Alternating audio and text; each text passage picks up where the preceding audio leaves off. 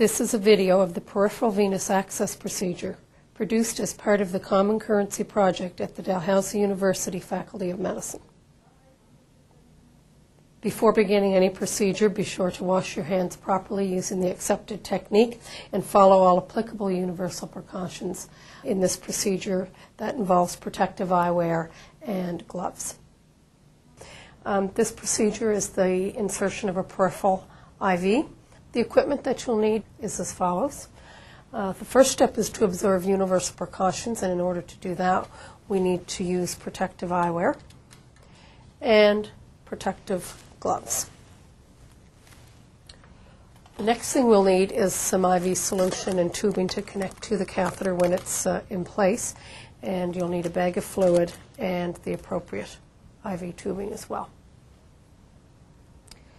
We'll use a tourniquet to wrap around the arm to help us determine which vein will be best to use.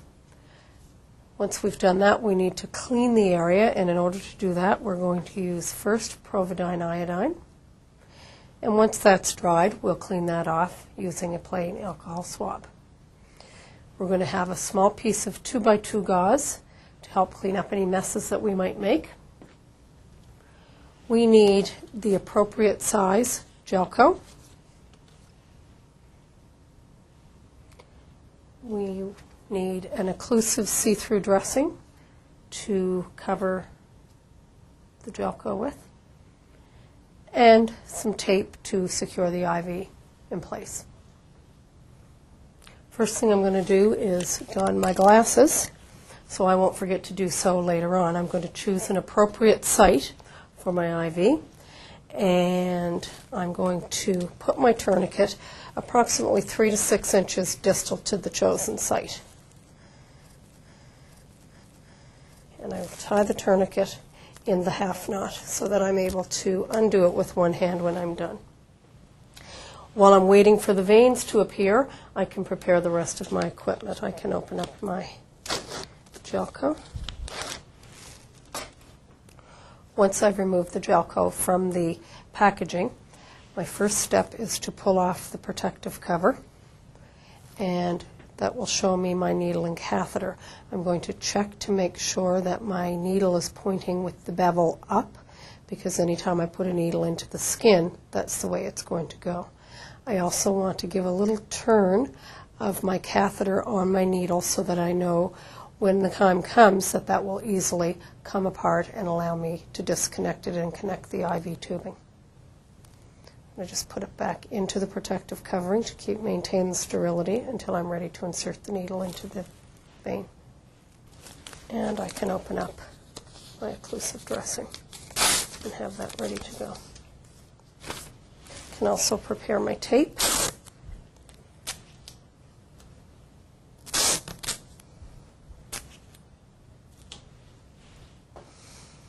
Okay, now I'm ready to do the actual procedure, so I'm going to put my protective gloves on, and I can now clean the area. The first cleaning is with the providine. Open the package, clean the area and a little beyond in a circular motion. Once that's dried, I can clean the area once again, this time with just a plain alcohol swab.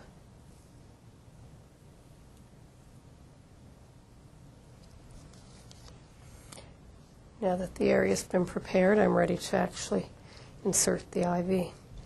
Slide the cap off, making sure my needles bevel up. Applying a little bit of counter traction to the skin near the vein I've chosen. Bevel up needle, I'm going to go in right on top of the chosen vein, pushing the needle through the skin and into the vein. Once I've gotten into the vein, I can verify that by looking at the end of my gel coat and seeing what we call the flashback. Once I've found my flashback, I'm in the vein. I can now advance the catheter over the needle by simply pushing on the little tab all the way until the hub of the catheter is flush with the skin. Once I've completed that task, I can pull back on the protective covering until I hear it click.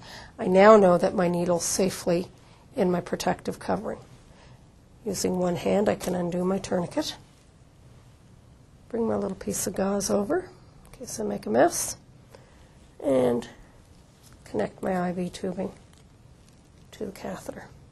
Put a little bit of pressure over the actual IV. Disconnect that and connect my tubing to my catheter and lock it in place. Dry the area. Before I cover up my tube, my IV, I want to make sure that it's working well. I'm going to do that by 2 checks. I'm going to open my IV wide open. If it's a good IV, it should be running at a good rate, and there should be no signs of swelling or redness at the site. I'm now going to slow the IV down so I can come back and reset the rate later on. Final step is to cover the insertion site and the connection with the occlusive dressing. The site and peel off the side pieces. I can now tape the IV securely in place, making sure not to kink the tubing and pinch it off, but that I have access to that insertion port there closest to the insertion site. It's an injection port.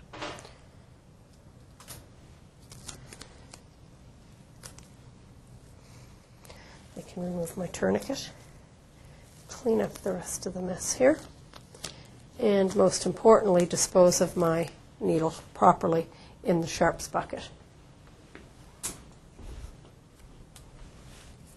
I'm now going to go back and regulate my IV to make it run at the rate that I've chosen. And once I've completed all that, the final step is to document on the patient care record.